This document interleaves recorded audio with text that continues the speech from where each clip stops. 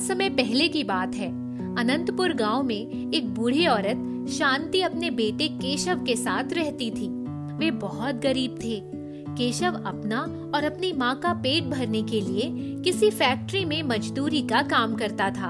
एक बार शांति की तबीयत बहुत खराब हो जाती है। अपनी माँ की तबीयत खराब देखकर केशव बहुत चिंतित हो जाता है। माँ, चिंता मत करो, मैं तुम्हारा इलाज अच्छी तरह से करवाऊंगा, जिससे तुम फिर से सही हो जाओगी। इतना कहकर केशव वहाँ से पास के एक पड़ोसी मोहनलाल के पास जाता है। मोहनलाल, थोड़े पैसों की जरूरत है, क्या तुम मुझे दे सकते हो, जिससे मैं अपनी माँ का इलाज करवा सकूं? मेरी माँ की तबीयत बहुत खराब हो गई है। देखो, पैसे तो मैं देता, मगर इससे पहले जो तुमने मुझसे पैसे लिए थे वे अभी तक तुमने नहीं लौटाए।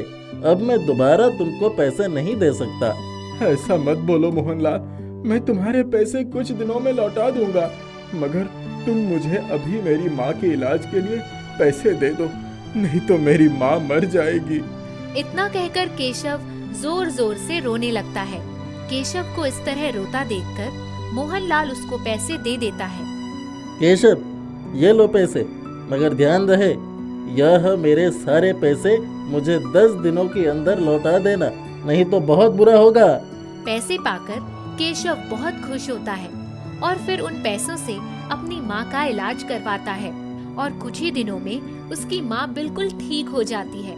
माँ की तबीयत ठीक हो जाने के कुछ दिनों के बाद जब केशव अपनी फैक्ट्री में काम करने के लिए जाता है, तब उसका मालिक उसकी जगह पर दूसरा मजदूर काम के लिए रख लिया होता है। केशव, अब तुम इस फैक्ट्री में काम नहीं कर सकते, क्योंकि मैंने तुम्हारी जगह पर एक दूसरा मजदूर रख दिया है। अब यहाँ तुम्हारी कोई जरूरत नहीं है। अपने मालिक की ऐसी बातें सुनकर केशव बहुत दुखी होता है और वह अपने घर वापस आ जाता है। क्या हुआ बेटा, तुम इतने दुखी क्यों हो? माँ, मैं जब तुम्हारी इलाज करवाने के लिए फैक्ट्री में जाना बंद कर दिया था, तब उसने मेरी जगह पर किसी और को रख लिया और मुझे काम से निकाल दिया। केशव की बातें सुनकर शांति दुखी होती है। माँ, अब मेरे घर का खर्चा कैसे चलेगा? अब हम क्या खाएंगे? बेटा, तुम चिंता मत करो, भगवान कुछ न कुछ जरूर करेगा। एक दिन जब केशव बाहर टहलने के लिए निकला होता है, तभी उसे रास्ते में मोहनलाल मिल जाता है। केशव, मैंने तुम्हें 10 दिन का समय दिया था, तुम मेरे पैसे लौटा दोगे, मगर अभी तक तुमने मेरे पैसे नहीं लौटाए। अब बहुत हो गया, जल्दी से मेरे पैसे लौटा दो। मोहनलाल जी, कृपया शांत हो जाइए। इस समय तो मेरे पास खाने के लिए भी पैसे नहीं है। मैं आपके पैसे कहाँ से लौटाऊं? मेरी नौकरी भी छूट गई है। जैसे ही मेरे पास पैसे आएंगे, मैं आपके पैसे जरूर लौटा दूंगा। अरे, मैं कुछ नहीं जानता, मुझे सिर्फ मेरे पैसे चाहिए, क्योंकि तुम इतने दिनों से बस ऐसे ही बातें बना रहे हो। मैं तुम्हें कल तक का मोहलत देता हूँ। अगर कल तक तुमने मेरे पैसे नहीं लौटाए तो गांव के मुखिया के पास जाऊंगा मैं और तुम्हें इस गांव से निकलवा कर रहूंगा। इतना कहकर मोहनलाल गुस्से में वहाँ से चला जाता है। मोहनलाल की बातें सुनकर केशव बहुत चिंतित होता है। फिर वह घर की तरफ आने लगता है।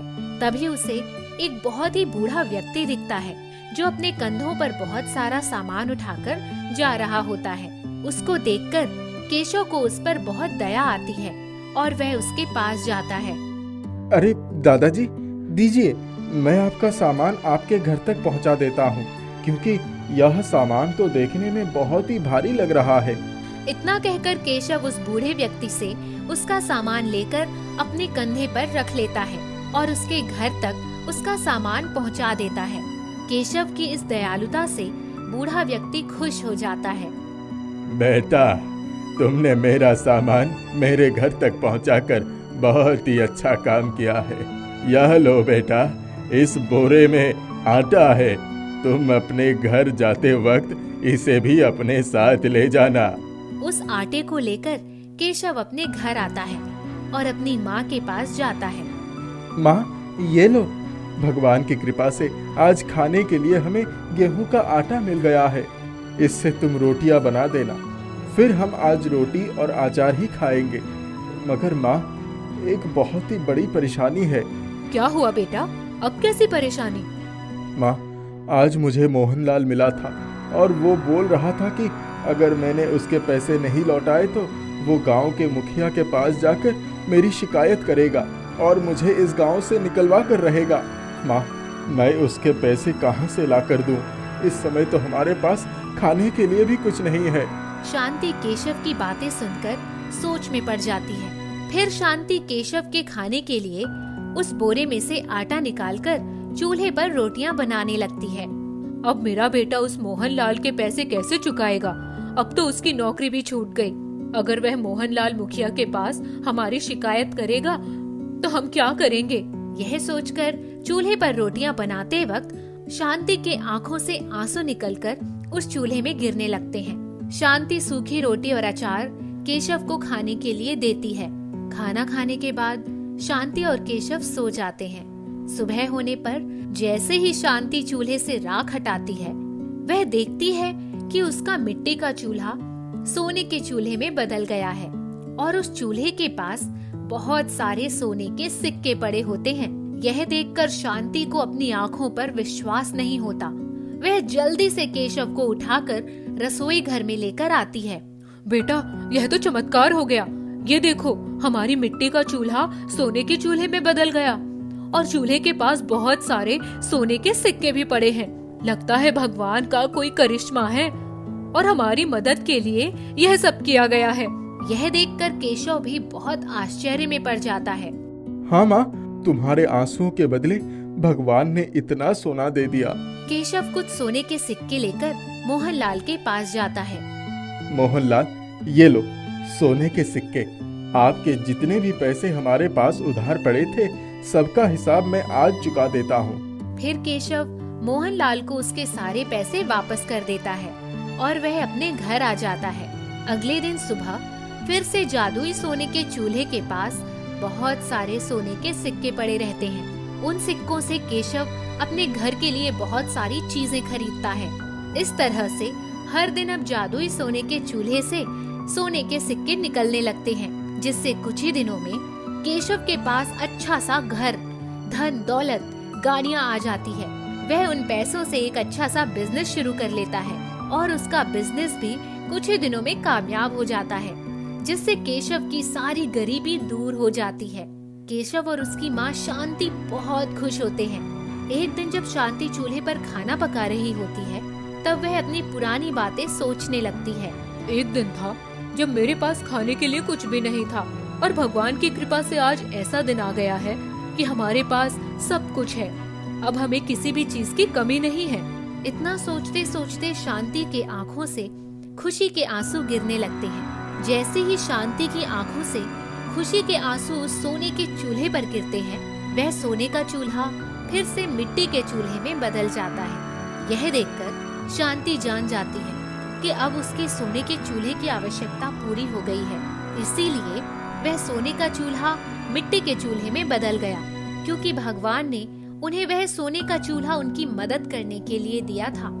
इसके बाद शांति और उसका बेटा केशव खुशी खुशी आराम से रहने लगते हैं। जादुई नीम का पेड़।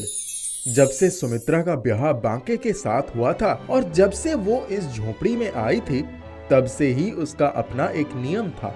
वो नहा धोकर सुबह सुबह सूर्य और तुलसी को जल देने के बाद अपनी झोपड़ी के सामने लगे नीम के पेड़ पर रोज जल चढ़ाती थी। जिस दिन ज्यादा काम होता, उस दिन वो सुबह 5 बजे ही उठ जाती थी। बिना जल चढ़ाए वो पानी भी नहीं पीती थी। बांके अक्सर उदास होकर कहता, जब से इस झोपड़ी में आई है, सूरज देवता, तुलसी मैया और नीम देवता की पूजा करती आ रही है। कुछ भी तो नहीं देते तेरे ये भगवान। हमने इस झोपड़ी में बचपन बिताया, जवानी बिता रहे हैं और बुढ़ापे में यहीं एड़ियां घिसते घिसते मर भी जाएंगे। सुमित्रा मुस्कुराते हुए कहती, मुझे अपनी पूजा करने दो, तुम अपना काम करो। ओहो, मैं कुछ पाने के लिए थोड़ी ना पूजा अर्चना करती हूँ। बस मैं तो यही चाहती हूँ कि जो हमारे पास से उसमें से कुछ भी कम ना हो। अरे, हमारे बच्चे पढ़ लिख जाएंगे, नौकरी करने लगेंगे तो हम ठाठ से रहेंगे। बांके चुपचाप उसका मुंह देखता रहता। उसको इन सब के बारे में ना ही कोई ज्ञान था और ना ही कोई रुचि। बचपन में ही माँ गुजर गई थी। पिता ने ही जैसे तैसे पाल पोस कर बड़ा कर दिया था। जब से होश संभाला तब से ही हाथ में लकड़ी काटने वाली कुल्हाड़ी ही तो देखी थी। यही उसकी जीविका का साधन थी, यही उसकी पूजा और अर्चना थी। कुछ दिनों के बाद पिता भी उसे अकेला छोड़कर चले गए थे।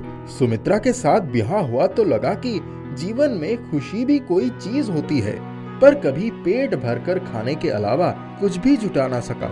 सुमित्रा शादी में अपनी सिलाई मशीन लाई थी। थोड़ा सिलाई कढ़ाई जानती थी तो गांव की औरतें और लड़कियां उससे अपने कपड़े सिलवाने आ जाती थी, जिससे थोड़ी बहुत आमदनी हो जाती थी।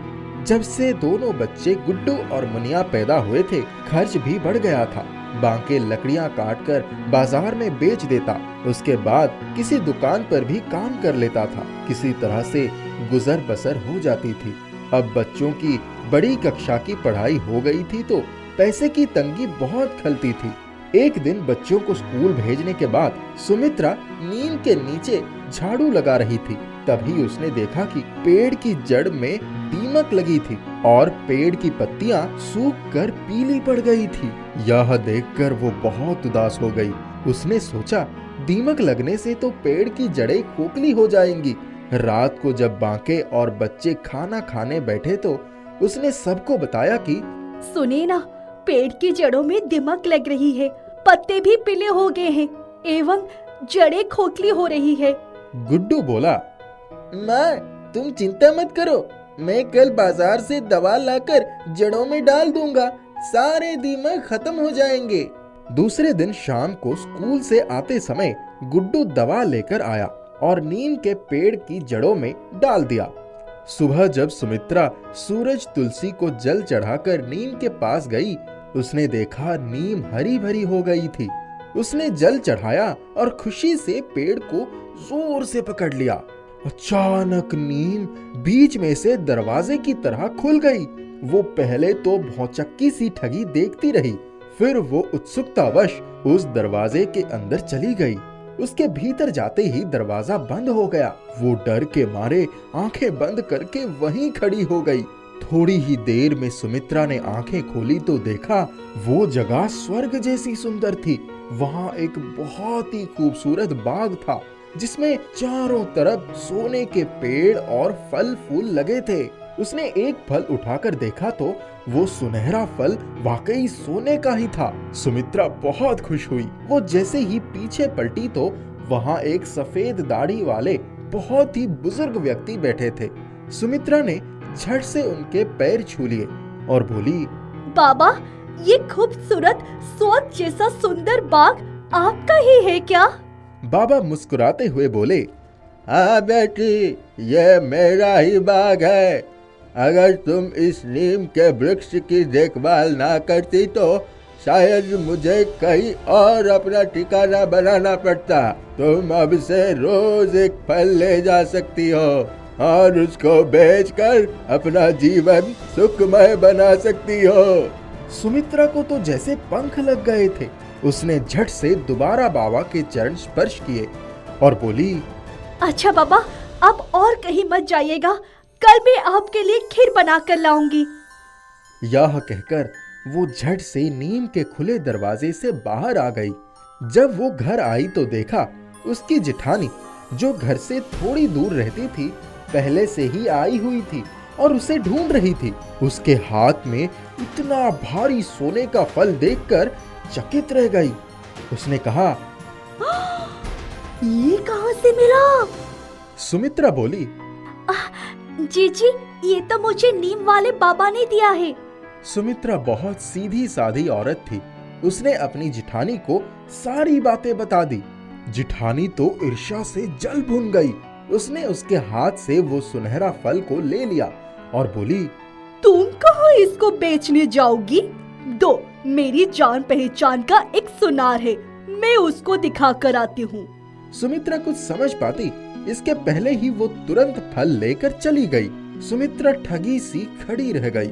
जब वो सुनार के पास गई तो सुनार ने उस फल को हाथ में लिया और बोला, अरे ये तो पित्तल है, इसका मैं क्या करूँगा? 1 घंटे बाद जब वो आई तो बोली, अरे तुम्हें तो वो बाबा बेवकूफ बना गया, ये तो पीतल है। ये कहते हुए उसने फल उसके हाथ में पकड़ा दिया और वहां से मुंह बनाते हुए चली गई। सुमित्रा ने फल उठाकर रख दिया। उसने घर में किसी से कुछ भी नहीं बताया। दूसरे दिन जब वो नीम के नीचे सफाई करने गई तो फिर से उसकी जड़ें खुल गई। वो निसंकोच उसके अंदर चली गई, सीधी बाग में पहुंच गई और वहां जाकर घास पर ही बैठ गई। उसकी नजरें नीम बाबा को ढूंढने लगी। तभी उसने देखा नीम बाबा औंधे मुंह एक पेड़ के नीचे गिरे हुए थे। उसने उन्हें सहारा देकर उठाया और बोली, बाबा, आपको तो तेज बुखार है। बाबा एक पेड़ की तरफ इशारा करते हुए बोले, कोई बात नहीं, जाओ उस पेड़ से कुछ पत्ते लेकर मुझे दे दो, मैं ठीक हो जाऊंगा। सुमित्रा झट से गई। उसने पत्ते तोड़कर अपने आंचल से साफ किया और बाबा को दे दिया। बाबा ने जैसे ही पत्ते मुंह में रखे वो वाकई बिल्कुल चंगे लगने लगे। सुमित्रा बोली, बाबा, इन पत्तों में ऐसी क्या खास बात है? यह संजीवनी वृक्ष है, पर हर व्यक्ति इसका लाभ नहीं उठा सकता। अच्छा, तुम एक फल लेकर जाओ और इसके बारे में अपने परिवार के अलावा किसी से कुछ नहीं कहना। सुमित्रा फल लेकर वापस आ गई। घर आकर वो तुरंत तैयार होकर सुनार के पास गई। उसको फल दिखाया तो सुनार ने उसको देखकर परख कर उसे बहुत सारे रुपए दिए और बोला, अरे तुम इस तरह का सोना मेरे पास ही लाना, वरना लोग तुम्हें ठग लेंगे।